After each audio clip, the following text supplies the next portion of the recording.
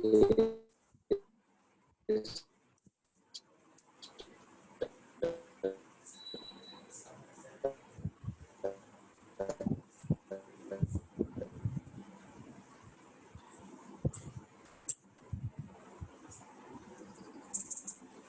जी बच्चों, मैंने यस्टरडे आप लोगों को एक होमवर्क दिया था और मोस्टली स्टूडेंट्स ने वो होमवर्क जो है वो कंप्लीट करके मुझे सेंड किया है।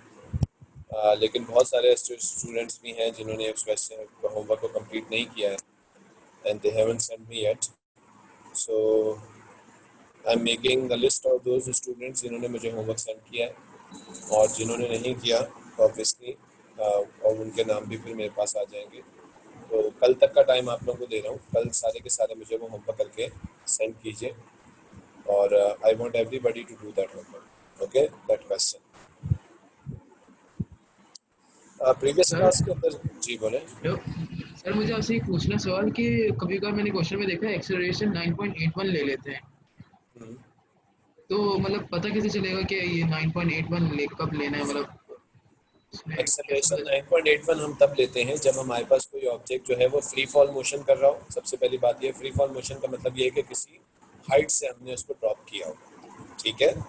फ्री फॉल मोशन कर रहा हो, हाइट से ड्रॉप किया हो और वहाँ पे कोई एयर रेजिस्टेंस ना हो, ठीक है। तो बड़ा सिंपल सी बात ये पॉइंट आप नोट भी कर सकते हैं। When an object is drop from a certain height with no air resistance, ठीक है।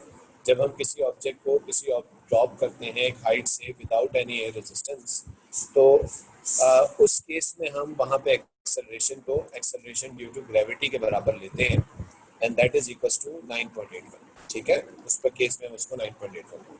शर्त क्या है, हम उसको एक हाइट से ड्रॉप करें और दूसरी शर्त क्या है कि एयर रेजिस्टेंस नहीं होनी चाहिए, क्योंकि एयर रेजिस्टेंस अगर होगी तो उसकी वजह से आपके पास एक्सेलरेशन की वैल्यू में चेंज आ जाएगा, ठीक है। क्लियर है? ठीक है सर, ठीक है, क्लियर। अच्छा, now we will discuss today about motion graphs. हम लोग मोशन ग्राफ्स के बारे में पढ़ेंगे, ठीक है जी। मोशन ग्राफ्स को इंटरप्रेट करने का सीखने का तरीका बड़ा सिंपल सा है। वो ये है कि आप ग्राफ के ग्रेडियंट को देखें, ग्रेडियंट को समझें और ग्रेडियंट के थ्रू किसी भी मोशन को ग्राफ में इंटरप्रेट करें। रट्टा नहीं लगाएं किसी भी ग्राफ का। अगर आप रट्टा मारेंगे तो अगर आपको कोई एक ऑकवर्ड सा ग्राफ मिलेगा तो आपको वो समझ नहीं आएगा कि उस ग्राफ का मतलब क्या है, ठीक है। तो सबसे पहले तो हम लोग ग्राफ को इंटरप्रेट करना सीखते हैं ग्रेडियंट के फॉर्म में, कि ग्रेडियंट की टर्म में ग्राफ को कैसे देखा जाता है, ठीक है। तो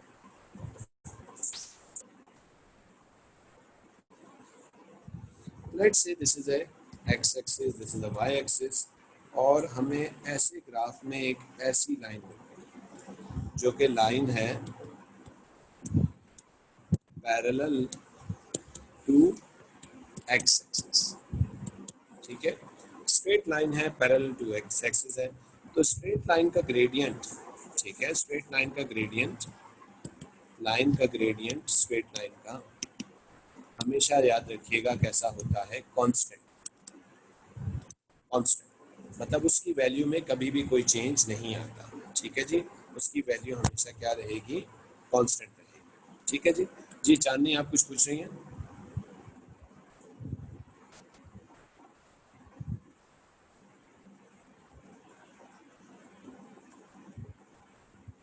जी, तो ऐसी अगर स्ट्रेट लाइन हमें दिखे पैरेलल टू एक्स एक्सिस कि उसका लाइन का ग्रेडियंट हमेशा कांस्टेंट होता है और अगर line parallel to X axis है तो उस लाइन का ग्रेडियंट भी कांस्टेंट होता है। पैरेलल टू एक्स एक्सिस उसका भी ग्रेडियंट कांस्टेंट, और कांस्टेंट कितना होता है, 0 होता है, ठीक है जी। यानी ऐसी लाइन जो कि पैरेलल हो एक्स एक्सिस के, उसका ग्रेडियंट चेंज नहीं हो रहा होता और उसका ग्रेडियंट चेंज नहीं हो रहा तो कितना होता है, तो आंसर ये है कि उसका ग्रेडियंट 0 होता है, ठीक है जी। Any question in that? किसी को कोई सवाल पूछना है इसमें? I am not taking about motion graphs right now, I am just talking about general graphs. General graphs के बारे में डिस्कशन करें, ठीक है जी। Any question anyone?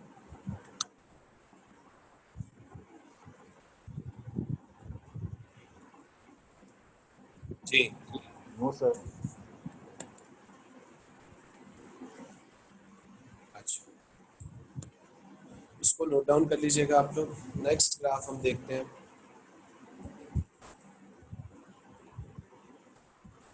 लाइन का ग्रेडियंट हमेशा कांस्टेंट रहता है। अगर हमें एक ऐसी लाइन दिख रही है, लाइन है अगेन, तो लाइन ग्रेडियंट हमेशा क्या रहेगा, कांस्टेंट, लेकिन इस वक्त ग्रेडियंट की कुछ ना कुछ वैल्यू जरूर होगी, ठीक है। तो हम कहेंगे इसमें ग्रेडियंट इज कांस्टेंट, ठीक है। ग्रेडियंट इस वक्त कांस्टेंट होगा, ऑब्वियसली उसका कुछ ना कुछ मैग्नीट्यूड जरूर होगा, लेकिन जो भी वैल्यू है वो चेंज नहीं हो रही होगी, वो कांस्टेंट रह रही है, ठीक है। और दूसरा क्या होगा कि ऐसे ग्राफ का ग्रेडियंट कैसा आएगा, पॉजिटिव आएगा, ठीक है।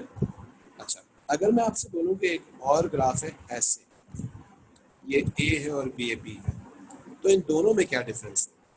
तो इन दोनों में ये डिफरेंस होगा कि हम कहेंगे कि gradient of A is high, ज़्यादा ग्रेडियंट है, लेकिन है कैसा उसका, कांस्टेंट और पॉजिटिव ही है, ठीक है। जो भी वैल्यू है ए की वो पॉजिटिव है और कांस्टेंट है, लेकिन थोड़ी ज़्यादा वैल्यू है, ठीक है। इसी तरीके से हम ये कह सकते हैं कि gradient of B is low, less gradient है उसका, लेकिन ग्रेडियंट बी का भी क्या है, ब्लू वाली लाइन का भी कांस्टेंट है और पॉजिटिव है, ठीक है। ए हाई ग्रेडियंट, बी लो ग्रेडियंट। जो लाइन जितनी स्टीप होती जाएगी, जितनी ज़्यादा एक्स एक्सिस वाई एक्सिस की तरफ जाती जाएगी, उतनी ज़्यादा उसका ग्रेडियंट बढ़ेगा। जो लाइन जितनी ज़्यादा एक्स एक्सिस के करीब आती जा रही होगी, उसका ग्रेडियंट हमेशा कम होगा, ठीक है जी। Again this is simply Y and X axis, no displacement, no velocity, no acceleration diagram, just basic things, okay. अच्छा, now the next graph is like this, ठीक है। This is again a straight line, ये फिर से एक straight line है, ठीक है।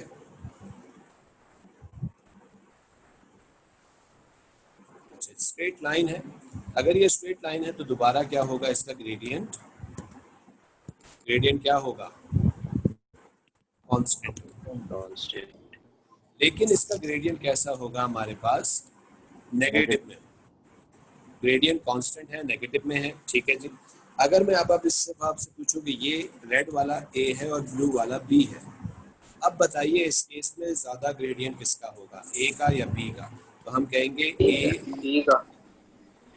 ए gradient is less and negative, और B का gradient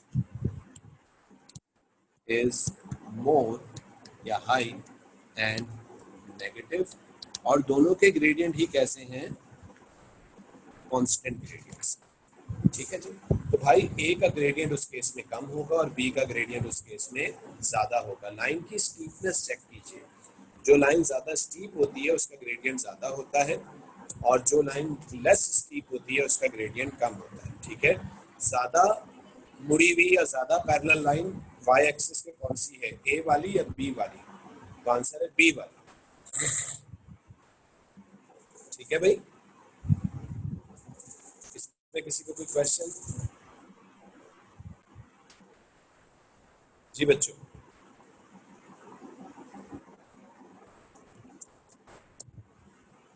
अच्छा, now let's talk about the next graph. Straight line का ग्रेडियंट कांस्टेंट होता है, लेकिन लाइन जैसे ही आपको स्ट्रेट नहीं दिखे, यानी आपको कर्व दिखना शुरू कर दे, क्या दिखे, कर्व। तो कर्व के केस में ग्रेडियंट जो है, पहले वाला ग्राफ हाजरा, एक सेकंड, ये लो बेटा, ये पहला सबसे पहला ग्राफ, ग्रेडियंट उसमें जीरो है, कांस्टेंट है लेकिन जीरो है। दूसरा वाला ग्राफ,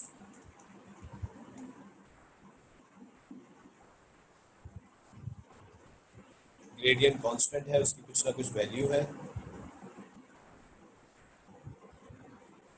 ठीक है।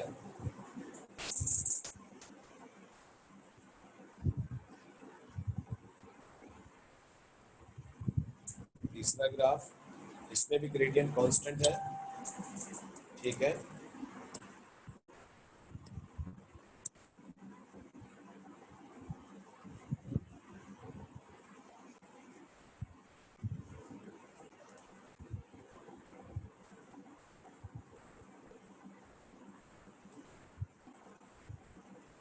मोशन ग्राफ्स, ठीक है, ग्राफ मोशन ग्राफ्स का टॉपिक है हमारा।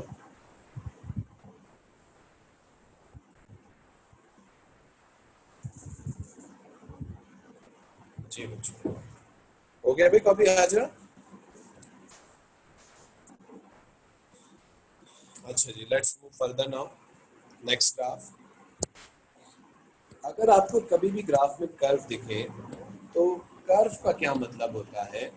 कर्व का मतलब होता है gradient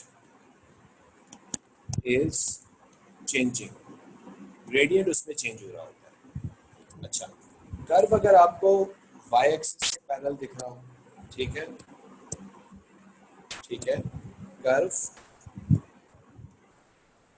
getting parallel to y axis, तो उस केस में ग्रेडियंट इज इंक्रीज, ठीक है। अगर कर्व मुड़ के y एक्सिस की तरफ मुड़ रहा हो, उसकी तरफ पैरेलल हो रहा हो, उसके पैरेलल हो रहा हो, तो उस केस में हम बोलेंगे कि ग्रेडियंट इंक्रीज हो रहा है। Curve getting parallel to x axis, तो इस केस में हम बोलेंगे ग्रेडियंट इज डिक्रीजिंग, उस केस में ग्रेडियंट क्या हो रहा होगा? डिक्रीज हो रहा होगा, ठीक है जी। जैसे कि लेट्स से आपको एक ग्रेडियंट, एक कर्व यूं मिलता है, ये, ठीक है जी, ये कर्व अगर आपको मिलता है तो आप नोटिस कीजिए कि कर्व है ये, तो कर्व मींस ग्रेडियंट तो चेंज हो रहा होगा। अब ग्रेडियंट इंक्रीज हो रहा है या डिक्रीज हो रहा है, तो अगर मैं इसको आगे एक्सटेंड करूं तो हम देख सकते हैं कि ये किस एक्सिस से पैरेलल हो रहा है, it is getting parallel to X axis, तो इट मींस हम क्या बोलेंगे?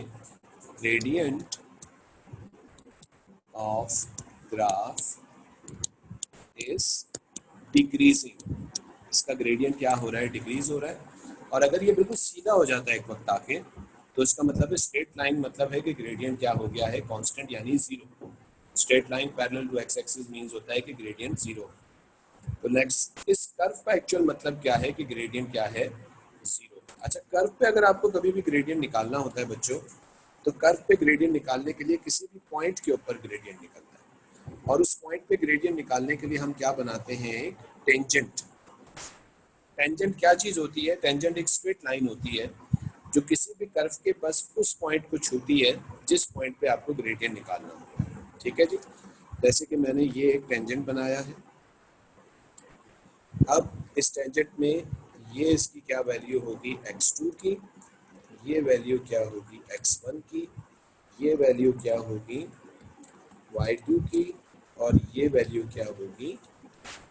y, ठीक है। तो कर्व का ग्रेडियंट जब हम निकालेंगे तो वो ग्रेडियंट क्या हो जाएगा? इस पॉइंट पे, पर्टिकुलर पॉइंट पे ग्रेडियंट हो जाएगा, उस वक्त क्या ग्रेडियंट, ठीक है जी। Any question anyone? कॉपी कर लीजिए इसको।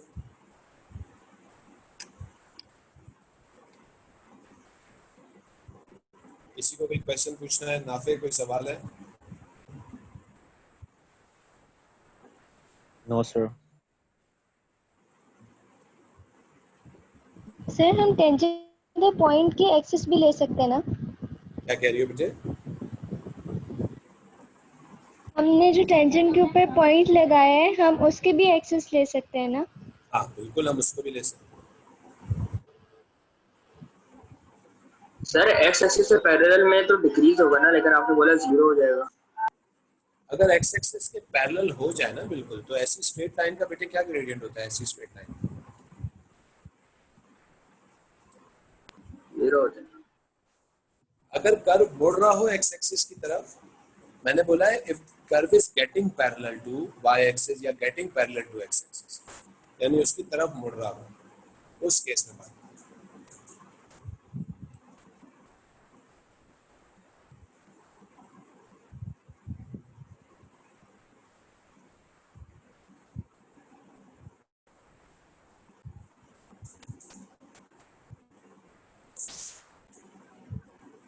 सर आप ये टेंजेंट वाली लॉजिक दोबारा रिपीट कर दें।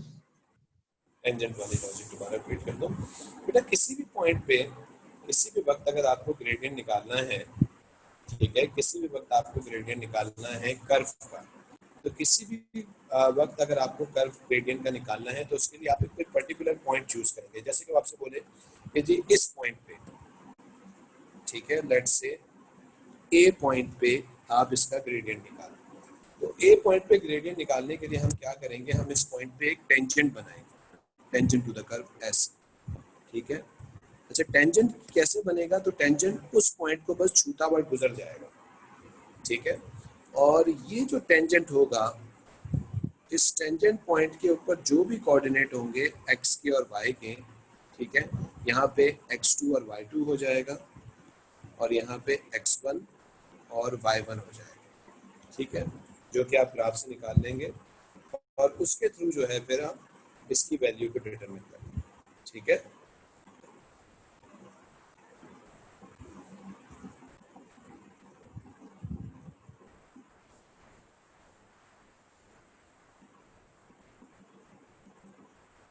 सर आपने ये क्या बताया अभी? अगर हमें किसी भी कर्व का ग्रेडियंट निकालना है तो कर्व का ग्रेडियंट निकालने के लिए हम टेंजेंट बनाएंगे। टेंजेंट किसी भी एक पर्टिकुलर लाइन पे बनेगा, पॉइंट पे, सॉरी, ये एक लाइन होगी, जैन लाइन के साइज कोई फर्क नहीं पड़ता कितनी लंबी साइज है लाइन की, इट डजंट मैटर, ठीक है। और मर्जी आपकी, आप कितनी भी लंबी लाइन बना लें, ठीक है। और उससे फिर हम लोग उस लाइन के एजेस से लेके एक्स और वाई की वैल्यू को, यानी टॉप एज से x2 y2 निकलेगा, डाउन एज से x1 y1 निकलेगा, और फिर नहीं, कोऑर्डिनेट्स डिफरेंट आएंगे, बिल्कुल डिफरेंट आ सकते हैं, लेकिन आपके ग्रेडियंट की वैल्यू एवरेज होकर सेम ही आएगी, ठीक है। सर कोऑर्डिनेट्स डिफरेंट आ सकते हैं लेकिन ग्रेडियंट की वैल्यू भी सेम आएगी। सर ट्रायंगल बनाना जरूरी तो नहीं है ना? क्या चीज़? ट्रायंगल के बगैर भी निकल सकता है, ट्रायंगल भी हाँ, बनाना ट्रायंगल तो मैंने बनाया इस तरीके से, लेकिन एक्चुअल में आप ना भी बनाए तो मसला नहीं।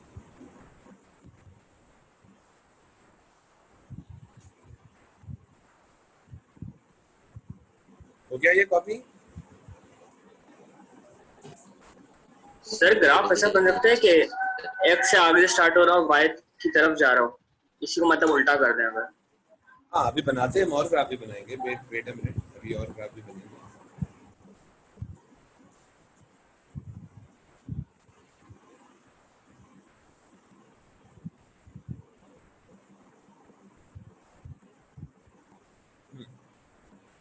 कॉपी हो गया ये? Yes, sir. Now let's move on to the next graph. Yes.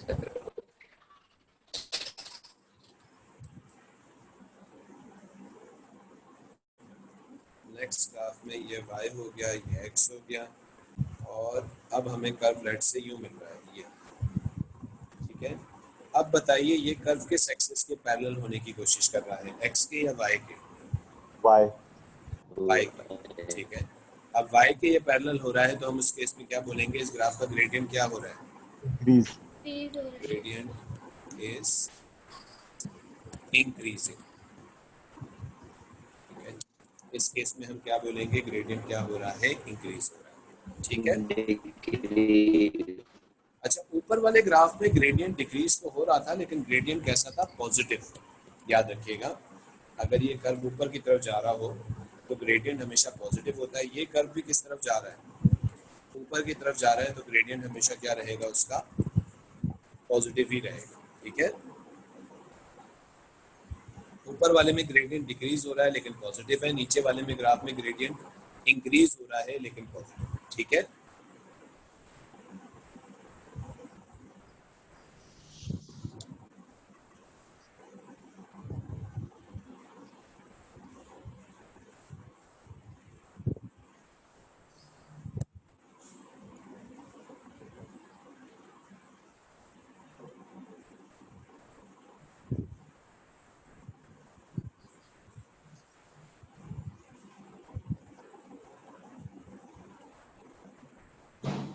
हो गया कॉपी ये वाला? जी सर।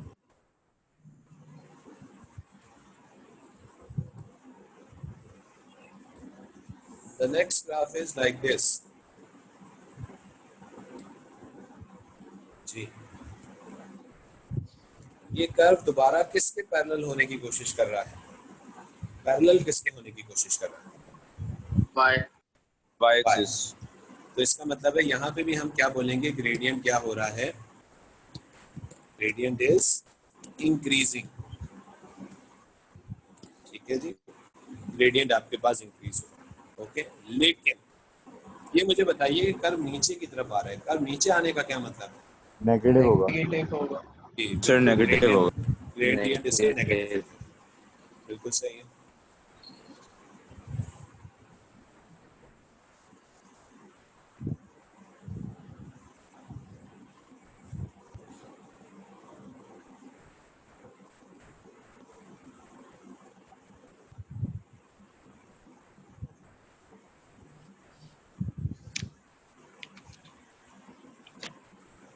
सर ये टॉपिक काइनेमैटिक्स से लिंक है या अलग है? काइनेमेटिक्स का ये मोशन ग्राफ से।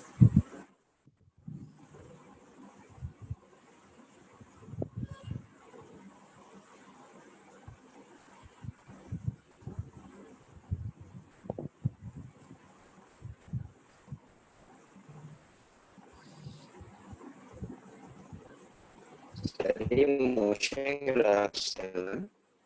जी जी, मोशन ग्राफ से।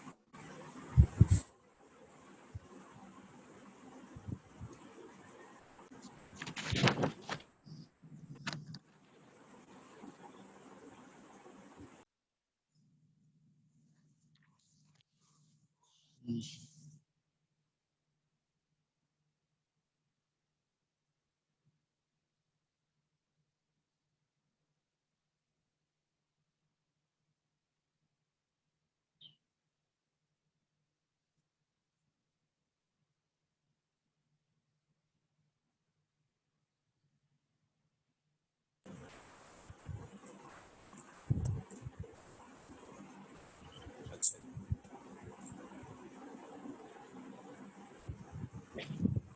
बच्चों इस ग्राफ के बारे में बताइएगा जरा, इस कर्व के बारे में। कर्व किस एक्सिस से पैरेलल हो रहा है? X axis. X curve x axis के हमारे पास पैरेलल हो रहा है। पॉजिटिव होगा सर पर डिक्रीज होगा। नहीं बेटा, ग्रेडियंट कर्व किस तरफ, नीचे ऊपर आ रहा है या नीचे आ रहा है? नेगेटिव कर्व है और नेचर भी मतलब नेगेटिव है, नीचे आ रहा है। सर नेगेटिव और डिक्रीज है। बिल्कुल सही। तो हम बोलेंगे यहाँ पे gradient is negative and decreasing. Gradient हमारे पास नेगेटिव है और डिक्रीज कर रहा है। ठीक है जी।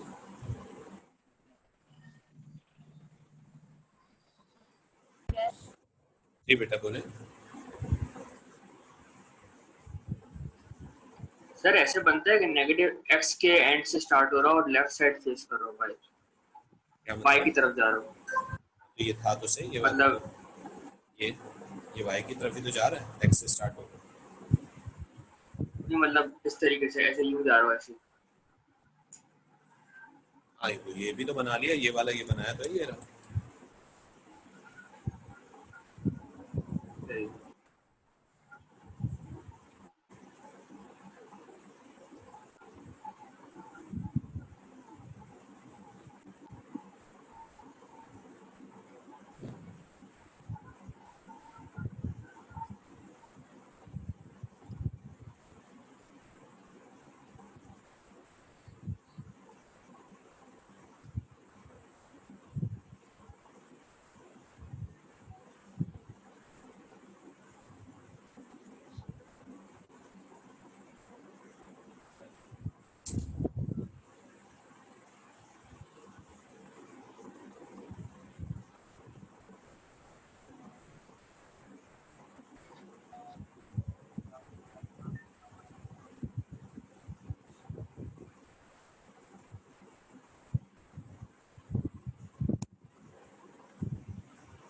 जी बच्चों, कॉपी हो गए सारे?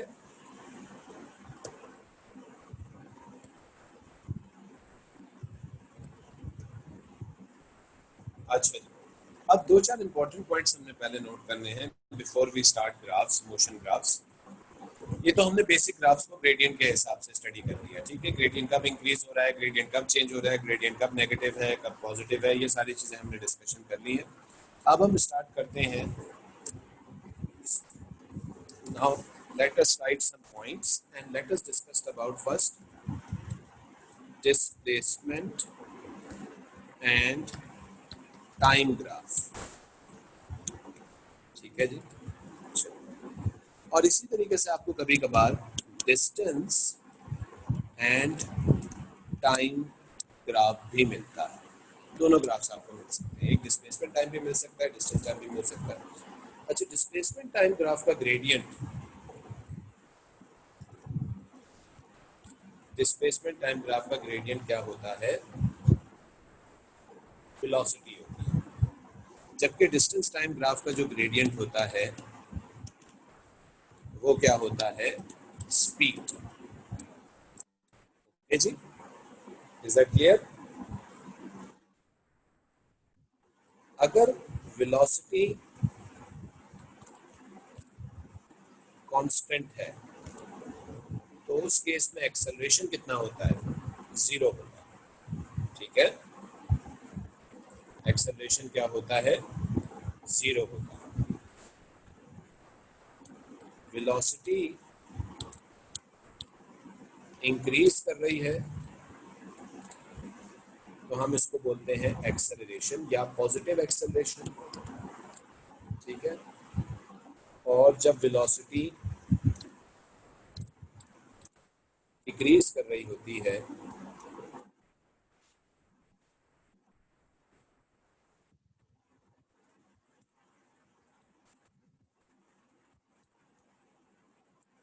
तो हम इसको कहते हैं डीसेलरेशन, ठीक है।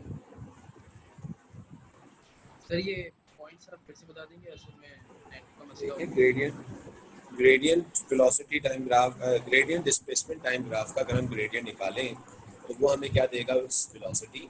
और डिस्टेंस टाइम ग्राफ का ग्रेडियंट हमें क्या देगा? स्पीड। ग्रेडियंट कांस्टेंट है, सॉरी वेलोसिटी अगर कांस्टेंट है तो इसका मतलब है कि एक्सेलरेशन क्या होगी? 0 होगी, नो चेंज इन वेलोसिटी। अगर वेलोसिटी इंक्रीज हो रही है तो उसको हम बोलते हैं एक्सेलरेशन, और वेलोसिटी डिक्रीज हो रही हो तो उसको हम क्या बोलते हैं? डीसेलरेशन। सर अगर ग्रेडियंट निकालने के बजाय हम फॉर्मूले में डाल दें डिस्प्लेसमेंट और टाइम को? नहीं बेटा, ग्रेडियंट निकालेंगे सर, हम ग्रेडियंट निकालेंगे, ठीक है। Velocity is positive. अगर वेलोसिटी आपको पॉजिटिव मिले, ठीक है, तो वेलोसिटी पॉजिटिव होने का मतलब क्या है? Object moving forward. फॉरवर्ड का मतलब क्या है? वो कहाँ जा रहा है? आगे जा रहा है। उसकी डिस्प्लेसमेंट क्या हो रही है? क्या हो रही है उसकी डिस्प्लेसमेंट? इंक्रीज हो रही है। बात समझ में आ रही है? अगर आपको मिले वेलोसिटी नेगेटिव, तो नेगेटिव का मतलब ये है कि ऑब्जेक्ट कैसा जा रहा है? कैसा जा रहा है? बैकवर्ड्स, रिवर्स में जा रहा है। और उसमें डिस्प्लेसमेंट क्या हो रही होती है?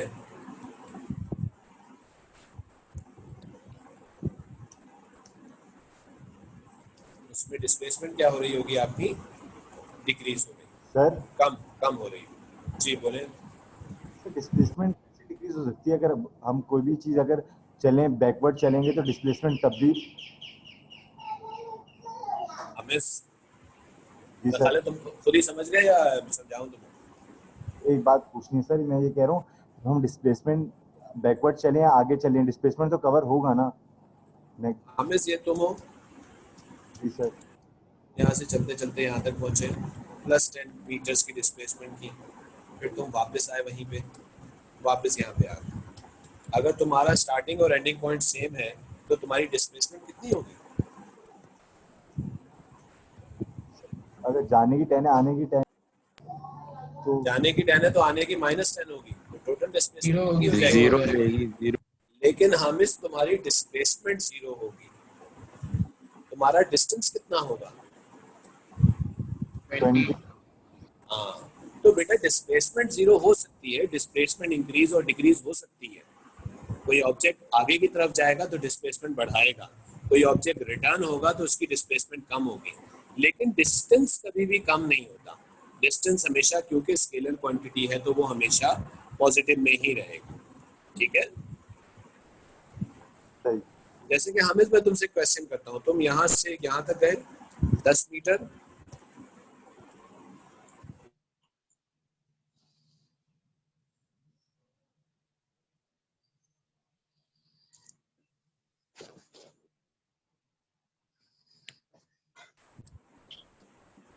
स्टार्टिंग पॉइंट से कितना दूर हो, ये सब करने के बाद कितना दूर हो, 5 मीटर। तो तुम्हारी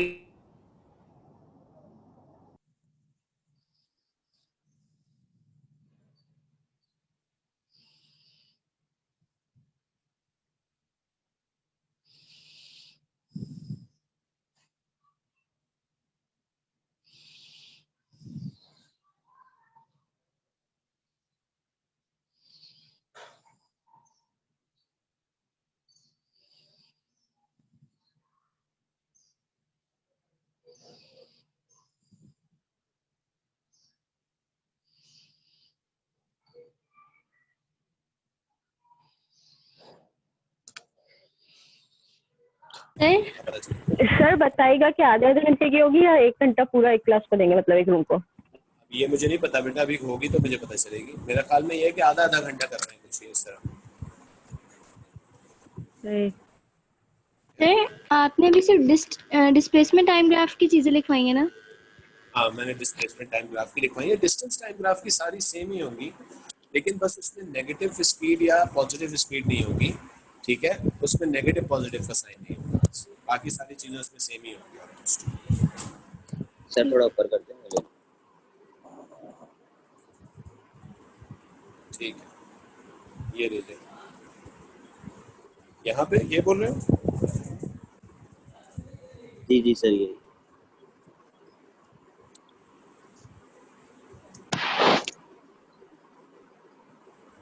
हाँ, जिनका कॉपी हो गया वो बेशक लीव कर सकते हैं, कोई मसला नहीं। ठीक है सर, हो गया। ले लिया भाई पिक्चर तुमने? एक मरतबा बस सिर्फ नीचे कर दें बस।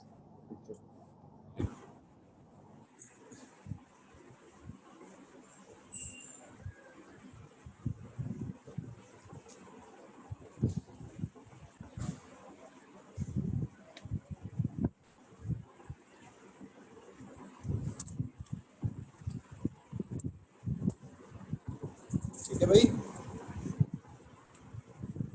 यस सर, ठीक है। हाफिज।